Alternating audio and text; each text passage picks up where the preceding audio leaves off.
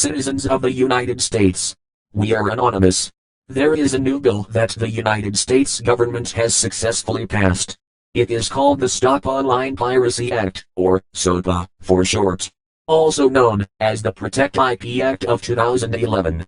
The U.S. Congressional Budget Office estimates that implementation of the bill would cost the federal government $47 million through 2016. It will cost you, the taxpayers, $47 million over the next 4 years.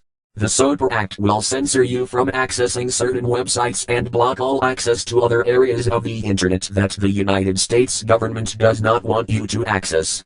The SOPA Act essentially means that, even if you make a video of your child playing or singing and you have music playing in the background, or video on TV, you are breaking the law, and the government will order the websites that host your content to censor your content because of their new bill. Or, if you visit websites that are on servers not in the United States, you will be blocked, so that you cannot access them.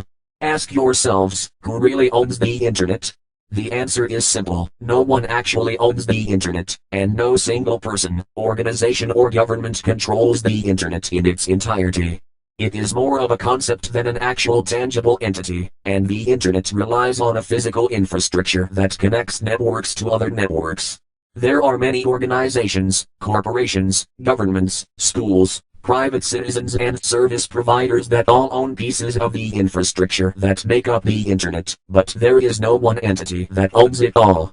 How can the US government decide to block access to parts of the internet that the US government does not even own? The SOPA Act is a direct violation to people's right to freedom of knowledge and information, and for that violation the United States government is a disgrace to the land of the free that every United States soldier has fought or died for. The United States government is essentially telling the people of the United States that they are free to do as the government tells them. If people do not follow their rules, they will arrest them for making an attempt to learn. But the government will tell the media that these people are getting arrested for acts of treason, domestic terrorism, or internet piracy.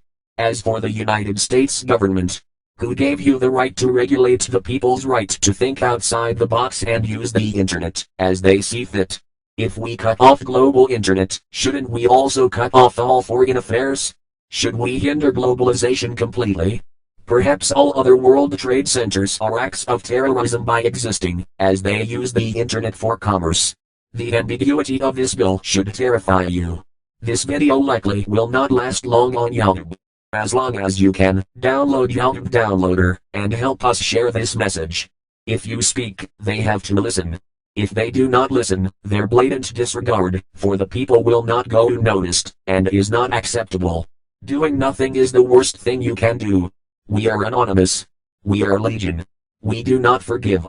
We do not forget. Expect us.